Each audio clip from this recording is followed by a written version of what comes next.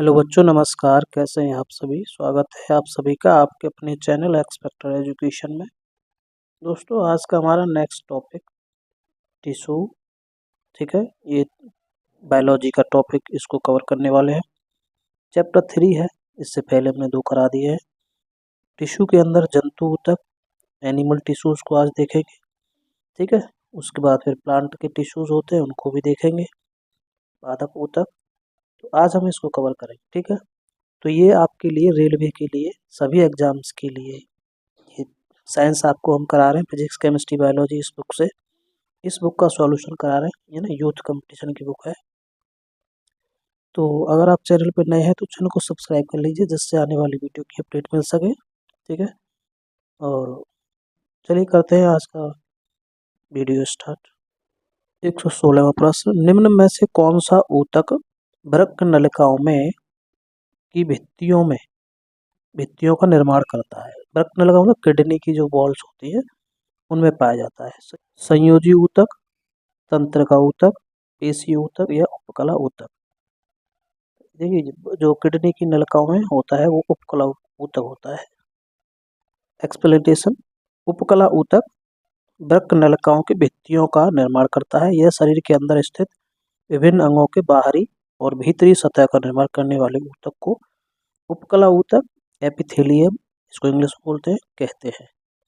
117 में माइटोकॉन्ड्रिया को विचित्र अंगक क्यों माना जाता है? क्योंकि वे सेल की पावर हाउस है, क्योंकि वे सेलुलर अंतर्वस्तु कहलाती है, क्योंकि वे सूक्ष्म जीवों को पचा सकते हैं, क्योंकि इनमें राइबोसोम डीएनए पाए जाते हैं, ठीक है। तो माइटोकॉन्ड्रिया के अंदर राइबोसोम्स और डीएनए दोनों पाया जाता है, इसलिए इसको विचित्र अंगक कहते हैं। एक्सप्लेनेशन, माइटोकॉन्ड्रिया को विचित्र अंगक इसलिए कहा जाता है क्योंकि इसमें राइबोसोम और डीएनए होते हैं। 118वां, निम्न में से कौन सा मानव शरीर के संचलन मूवमेंट के लिए मुख्यतः उत्तरदायी है? तंत्रिका और संयोजी ऊतकों का संयोजन, तंत्रिका और पेशी ऊतकों का संयोजन, तंत्रिका और उपकला ऊतकों का संयोजन, पेशी या संयोजी ऊतकों का संयोजन, ठीक। इनमें से बताना है। संचालन मतलब मूवमेंट, चलने फिरने से। पेशी और संयोजी ऊतक का संयोजन होता है, तब हम चल फिर सकते हैं, ठीक। एक्सप्लेनेशन, मानव शरीर के संचलन के लिए मुख्यतः तंत्रिका और पेशी ऊतकों का संयोजन उत्तरदायी होता है। पेशी ऊतक पेशियों का निर्माण करते हैं, इनमें संकुचन की क्षमता पाई जाती है। अगला प्रश्न 119, एक विशेष जंतु ऊतक द्वारा किए जाने वाले कुछ कार्यों का उल्लेख नीचे किया गया है। यह अंगों के अंदर के अवकाश को भर देता है, यह आंतरिक अंगों को सहारा देता है, यह ऊतकों की मरम्मत में सहायक होता है। नीचे दिए गए विकल्पों में से ऊतक की पहचान कीजिए। पेशी ऊतक, उपकला ऊतक, वसा ऊतक, अवकाशी ऊतक, ठीक। तो इसमें ये चौथा वाला ऑप्शन रहेगा, अवकाशी ऊतक। एक्सप्लेनेशन, अवकाशी ऊतक एरियोलर टिश्यू, यह शरीर में अन्य संयोजी ऊतकों की अपेक्षा सबसे अधिक पाए जाने वाला ऊतक है। यह ढील ढाल ऊतक होता है, ढीला ढाला, ठीक है, जो प्राय अन्य ऊतकों को जोड़ने और उन्हें सहारा देने का कार्य करता है। यह शरीर के प्रत्येक भाग जैसे त्वचा के नीचे, पेशियों के बीच में और पाचन नली आदि में पाया जाता है। 120 में हड्डी निम्न में से किस प्रकार के ऊतकों का उदाहरण? तंत्रिका ऊतक, संयोजी ऊतक, पेशी ऊतक या उपकला ऊतक। तो जो हड्डी होती है वो संयोजी ऊतक, कनेक्टिव टिश्यू इसको बोलते हैं। एक्सप्लेनेशन, हड्डी संयोजी ऊतक का उदाहरण है। ऊतक संरचना और कार्य में समान कोशिकाओं का एक समूह होते हैं। जंतु ऊतक 4 प्रकार के होते हैं, उपकला ऊतक, संयोजी ऊतक, पेशी ऊतक और तंत्रिका ऊतक। अस्थि या हड्डी ऊतक एक ठोस, दृढ़ और मजबूत संयोजी ऊतक है। संयोजी ऊतक का मुख्य कार्य शरीर के सभी ऊतकों तथा अंगों को आपस में जोड़ना, अंगों और शरीर को आकार देना, उसे बनाए रखना है। 121 में इनमें से कौन सा ऊतक त्वचा के नीचे और आंतरिक अंगों के बीच पाया जाता है? वसा ऊतक, पेशीय ऊतक, तंत्रिका ऊतक या उपकला ऊतक। तो कहाँ पाया जाता है? त्वचा के नीचे, इसको वसा ऊतक बोलते हैं, ठीक है। और फैट टिश्यू। एक्सप्लेनेशन, ऊतक कोशिकाओं का समूह होता है जिसमें कोशिकाओं की संरचना तथा कार्य एक समान होते हैं। वसा ऊतक त्वचा के नीचे आंतरिक अंगों के बीच पाया जाता है, यह एक प्रकार का ढीला संयोजी ऊतक है जो शरीर का इंसुलेशन प्रदान करने और अंगों की रक्षा करने के लिए वसा को संग्रहित करता है। 122वां, इनमें से कौन सा ऊतक ऊतक की मरम्मत में मदद करता है? उपास्थि, कंडरा, एरियोला या स्नायु। तो ऊतक की मरम्मत करता है, ये एरियोलर टिश्यू होता है, ठीक है, इसमें स्पेस खाली जगह होती है तो ये इसको रिपेयर करने का काम करता है। एक्सप्लेनेशन, एरियोलर ऊतक अंग के अंदर रिक्त स्थान को भरता है।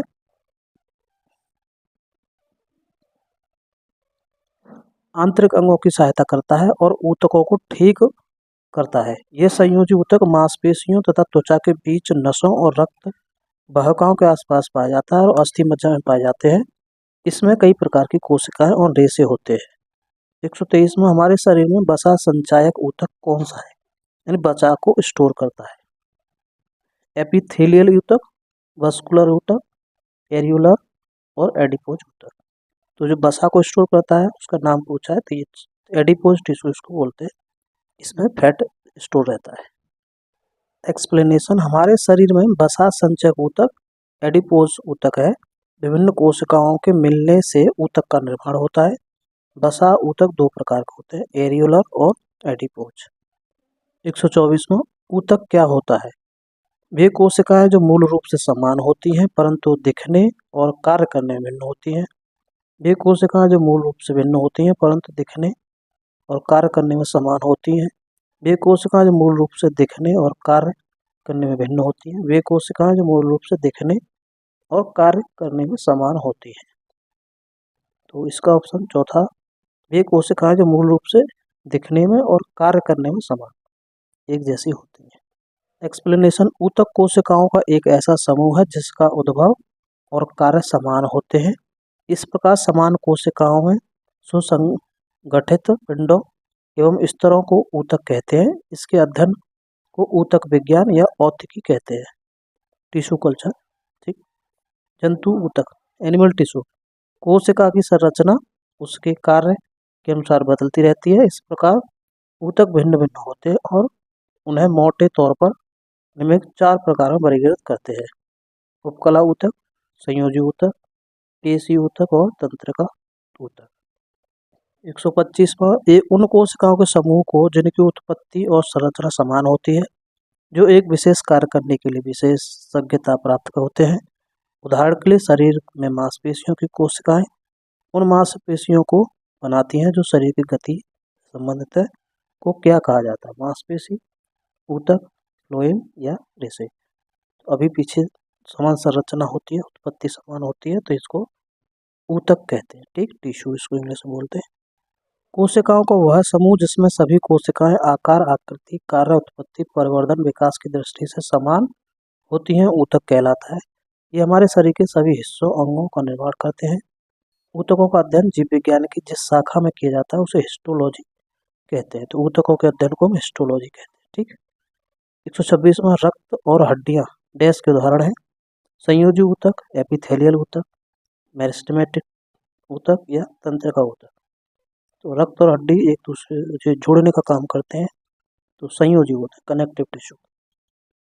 एक्सप्लेनेशन, किसी जीव के शरीर में कोशिकाओं के ऐसे समूह को ऊतक कहते हैं जिसकी उत्पत्ति समान हो और तथा वे एक विशेष कार्य करती हो।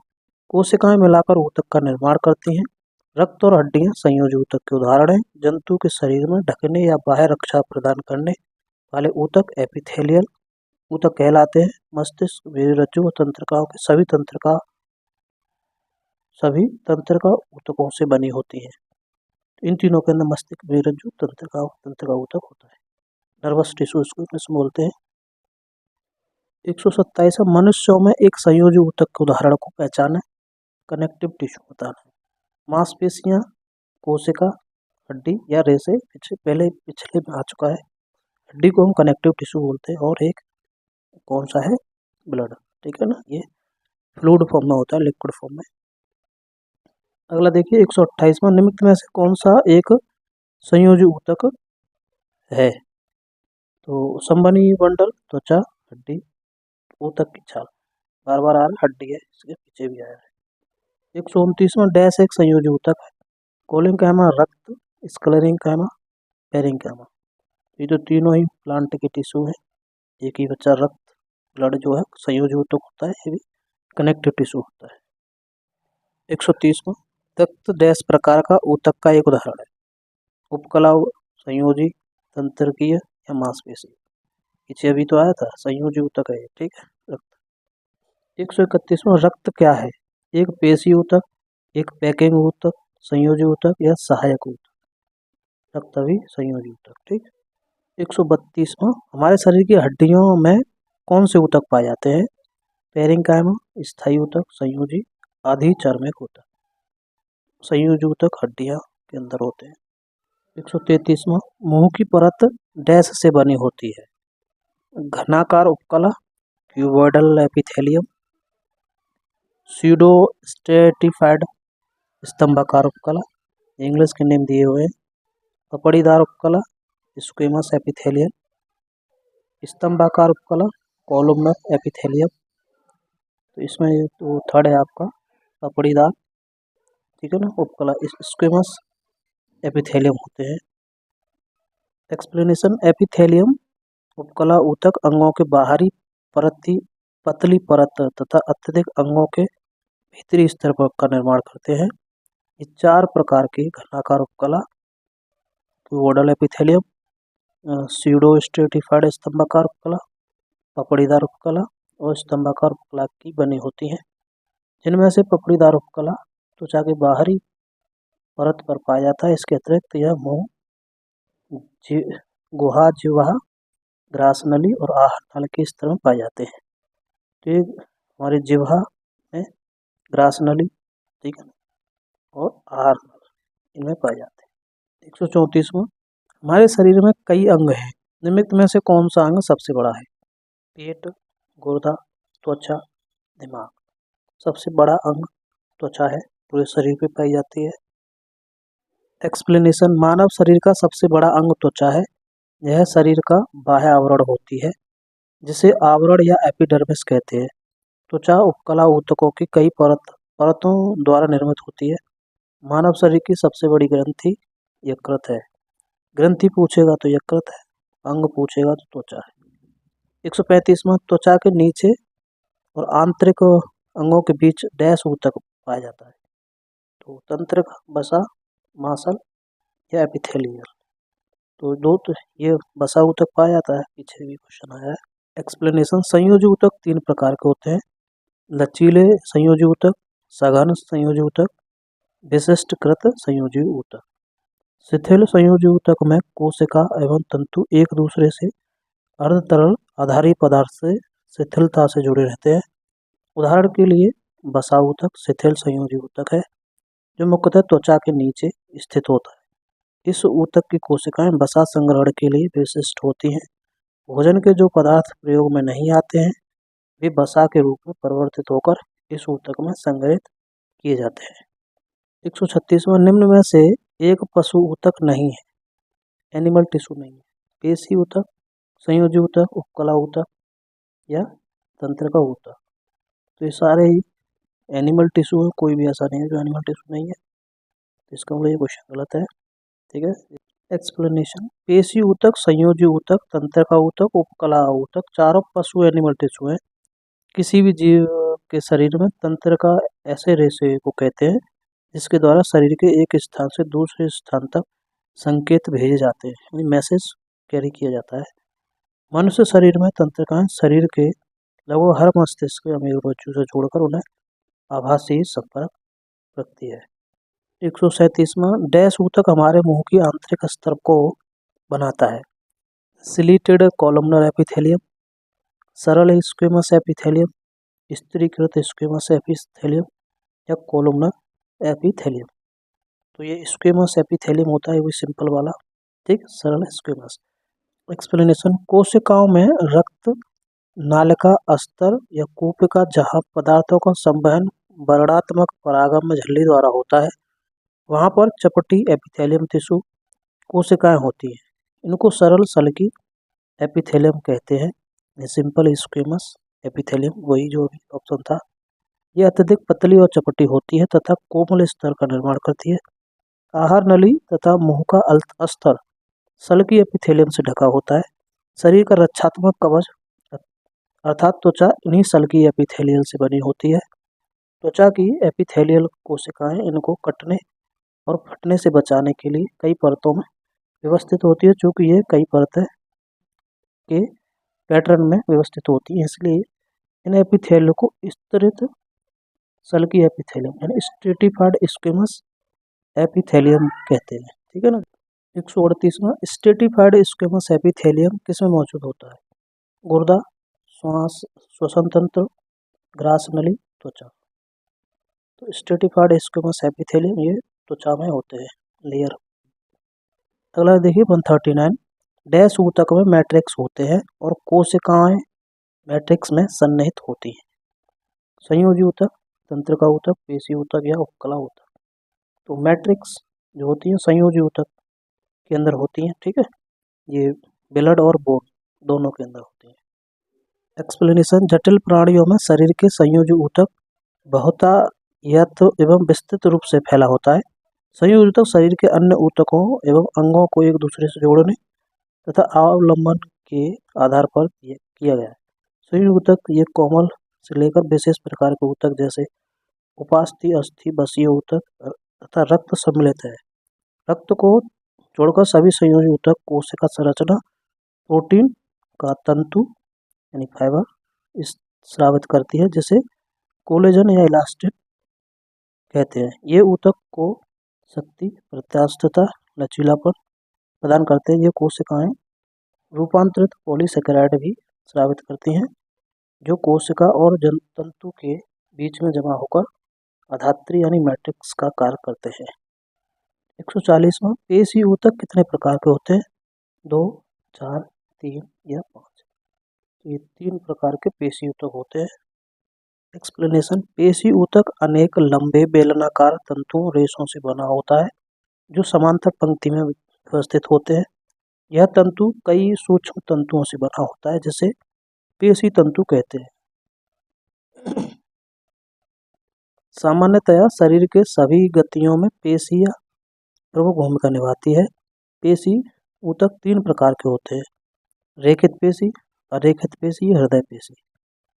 141 मानव शरीर की त्वचा सबसे बाह्य परत कहलाती है। तो बाह्य परत त्वचा की कौन सी होती है? Sclera, endodermis, epidermis, hypodermis. तो ये एपिडर्मिस इसको बोलते हैं, इंग्लिश का वर्ड है। एंडोडर्मिस अंदर वाली होती है, ये बाहर वाली। मानव शरीर की त्वचा सबसे बाह्य परत एपिडर्मिस कहलाती है। यह त्वचा की स्तरीकृत उपकला यानी स्ट्रेटिफाइड एपिथेलियम की कई परतों से मिलकर बनती है। यह शरीर के अलग अलग भागों में अलग अलग मोटाई की होती है। बाह्य त्वचा में कोशिकाओं की आकृति 4 प्रकार की होती है: सल्की परत, स्ट्रेटम, कॉर्निकम, कॉर्नियम, स्वच्छ परत, स्ट्रेटम ल्यूसिडम, कणिकामय परत, स्ट्रेटम ग्रेनुलसम, प्ररोही या अंकुरित, स्ट्रेटम जर्मिनेशियम। ठीक। 142वां निम्न में से कौन सा हिस्सा मानव त्वचा का सबसे बाहरी हिस्सा होता है? Epidermis, dermis, hypodermis, nerve fibre. अभी आया था एपिडर्मिस होता है। 143 निम्नलिखित में से संयोजी ऊतक नहीं है: तंत्रिका कोशिका, उपास्थि, अस्थि या रक्त। तो इसमें से संयोजी ऊतक नहीं होता है। अस्थि, उपास्थि, रक्त तीनों है। तंत्रिका ऊतक ये संयोजी ऊतक कनेक्टिव टिश्यू नहीं है। एक्सप्लेनेशन कोशिका की संरचना उसके कार्य के अनुसार बदलती रहती है। इस प्रकार ऊतक भिन्न भिन्न होते हैं। उन्हें 4 भागों में विभाजित किया गया है। पहला उपकला ऊतक, संयोजी ऊतक, पेशी ऊतक, तंत्रिका ऊतक। अस्थि, उपास्थि, कार्टिलेज, बोन, रक्त, ब्लड संयोजी ऊतक है, जबकि तंत्रिका कोशिका तंत्रिका ऊतक का भाग है। अगला 144 स्क्वेमस एपिथेलियम ऊतक फेफड़ों के एल्वेलाई और जानवरों के अन्य हिस्सों में पाया जाता है, जहां डैश संकुचन और विश्राम होता है। अस्थायी नहीं, एक नियमित। तो अस्थायी होता है, ठीक है, जहां अस्थायी संकुचन और विश्राम होता है। एक्सप्लेनेशन स्क्वेमस एपिथेलियम ऊतक फेफड़ों के एल्वेलाई और जानवरों के अन्य हिस्सों में पाया जाता है, जहां संकुचन विश्राम होता है। स्क्वेमस एपिथेलियम स्क्वेमस कोशिकाओं की एक परत से बनने वाले ऊतक होते हैं जो सतहों के पंक्तिबद्ध करते हैं। स्क्वेमस कोशिकाएं बड़ी, पतली, सपाट होती है। इनमें एक गोल केंद्रक होता है। यह ऊतक रक्त वाहिकाएं की भित्ति में तथा फेफड़ों के वायुकोश में पाया जाता है। यहाँ विसरण सीमा का कार्य करती है। 145वां, किस प्रकार के कोशिका से त्वचा बनी होती है? अधिचर्म कोशिका, मृदुतक, स्थानीय ऊतक, संयोजी ऊतक। तो ये अधिचर्म कोशिका से बनी होती है। एक्सप्लेनेशन, बाह्य त्वचा या अधिचर्म एकल कोशिका स्थूल होती है जो उपत्वचा द्वारा आकृत होती है। उपत्वचा क्यूटिन नामक मोमी पदार्थ से की जलरोधी परत है जो उपत्वचा या अधिचर्म कोशिका द्वारा स्रावित की जाती है। तो उपत्वचा की कोशिकाएं दीर्घित तथा चपटी होती है। इसमें कोई अंतःकोशिकीय अवकाश नहीं होता है। इनके अतिरिक्त भीतरी अवयव मृदुतक कोशिकाओं के समान होती है। 146वां, डैश ऊतक के प्रकार ग्रंथियां बनाते हैं? तंत्रिका, एपिथेलियम, मांसपेशी या संयोजी। ये एपिथेलियम में लिखा है, ठीक, तो यही इसका ऑप्शन है। ऊतक ग्रंथियां बनाते हैं। एक्सप्लेनेशन, जंतु के शरीर को ढकने या बाह्य रक्षा प्रदान करने वाले ऊतक को उपकला ऊतक या एपिथेलियल टिश्यू कहते हैं। त्वचा, मुंह, आहार नली, रक्तवाहिनी नली का अस्तर, फेफड़ों की कूपिका, वृक्क नलियां आदि सभी उपकला ऊतक से बने होते हैं। घनाकार उपकला ऊतक वृक्क की नली तथा लार की नली के निर्माण करते हैं, जहां उसे यांत्रिक सहारा प्रदान करता है। ये उपकला कोशिकाएं प्राय ग्रंथि कोशिका के रूप में अतिरिक्त विशेषता अर्जित करती है, जो उपकला ऊतक की सतह पर पदार्थों का स्राव कर सकती है। कभी कभी उपकला ऊतक कुछ भाग अंदर की ओर मुड़ा होता है। यह बहुकोशिकीय ग्रंथि का निर्माण करता है। उसे ग्रंथिल उपकला ग्रैंडुलर एपिथेलियम कहते हैं। 147, जंतु कोशिकाओं में वृक्क को यांत्रिक समर्थन प्रदान करने के लिए डैश एपिथेलियम इसकी आंतरिक परत निर्मित करता है? आयत फलकी, क्यूबोइडल, ग्रंथिमय, सल्की, स्तंभाकार। तो कौन सा है वृक्क को यांत्रिक समर्थन? तो आयत फलकी, क्यूबोइडल होता है ये पहला। 148वां, डैश ऊतक के प्रकार ग्रंथियां बनाते हैं? तंत्रिका, एपिथेलियम, मांसपेशी या संयोजी। पीछे भी एक क्वेश्चन आया एपिथेलियम, ठीक है, वहाँ क्लियर नहीं दिख रहा था, क्लियर दिख रहा है एपिथेलियम टिश्यू। ग्रंथि बनाते हैं, ग्रंथि में गांठ जिसको बोलते हैं। 149वां, हिस्टामिन स्रावक कोशिकाएं डैश में पाई जाती है? हिस्टामिन संयोजी ऊतकों में, फेफड़ों में, तंत्रिका ऊतकों में, पेशी ऊतकों में। तो हिस्टामिन होते हैं संयोजी ऊतकों में, ब्लड के अंदर। 150वां, अवकाशोतक एरियोलर टिश्यू डैश के बीच एक पूरक ऊतक फिल्टर टिश्यू का काम करता है? त्वचा और मांसपेशियां, त्वचा और हड्डियां, रक्त और त्वचा, हड्डियां या मांसपेशियां। एरियोलर टिश्यू फिल्टर का काम करता है त्वचा और मांसपेशियों के बीच, बस, ठीक है। पिछले वाले का ये एक्सप्लेनेशन रहेगा, इसको देखते हैं। हिस्टामिन स्रावक कोशिकाएं संयोजी ऊतक में पाई जाती हैं। प्राणियों के संयोजी ऊतकों में मुख्य घटक कोलेजन नामक प्रोटीन होता है।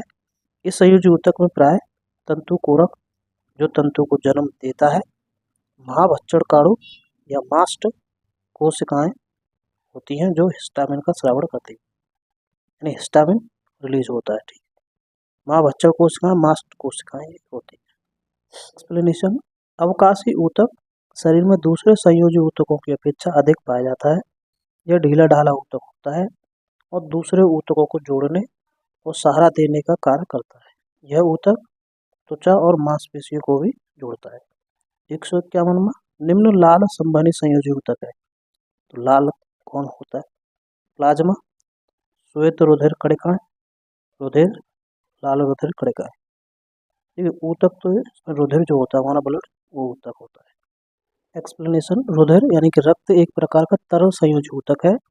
रक्त का निर्माण लाल अस्थि मज्जा में होता है तथा भ्रूण अवस्था में प्लीहा में रक्त का निर्माण होता है। यानी भ्रूण जब होता है माँ के गर्भ में, इसलिए हमें रक्त बनता है। ठीक, रक्त का pH 7.4 हल्का क्षारीय होता है। रुधिर का लाल रंग का चिपचिपा सा जल से युक्त कुछ भारी अपारदर्शी तथा संवहनीय संयोजी ऊतक भी कहा जाता है। ठीक, 152वां ये आज का लास्ट क्वेश्चन है। ठीक है, जितने भी टिश्यू से रिलेटेड, एनिमल टिश्यू से रिलेटेड क्वेश्चन थे, ये सब हमने इसी एक ही वीडियो में कवर कर लिया। ठीक है, इसको देखते हैं। ऊतक ग्रंथियों का निर्माण करते हैं मांसपेशी, बाह्यका, संयोजी या फिर तंत्रिका। तो बाह्यका होते हैं, बाह्यका ऊतक ग्रंथियों का निर्माण करते हैं। ठीक, एक्सप्लेनेशन। बाह्यका ऊतक ग्रंथियों का निर्माण करते हैं। यह ग्रंथि कोशिकाओं का ऐसा समूह है जो शरीर के विकास के लिए अवकाश, हार्मोनों और प्रोटीन का स्राव या संश्लेषण करती हैं। तो हार्मोन और प्रोटीन का संश्लेषण करती हैं। ठीक, ये बाह्यका। तो अगला हमारा जो टॉपिक है पादप, प्लांट टिश्यू रहेगा। ठीक है, अगर नेक्स्ट वीडियो में इसको डिस्कस करेंगे। जितने भी क्वेश्चन इसमें पूछे गए हैं प्रीवियस ईयर में रेलवे, वो सब इसके डिस्कस करने वाले हैं। ठीक, तो चलिए मिलते हैं नेक्स्ट वीडियो को देखने के लिए धन्यवाद। आपको वीडियो कैसा लगा ये हमें कमेंट में ज़रूर कमेंट करके बताया करें, जिससे हमें पता चले, ठीक है, कि और क्या इसमें ऐड करना है। ठीक है, वीडियो देखने के लिए धन्यवाद।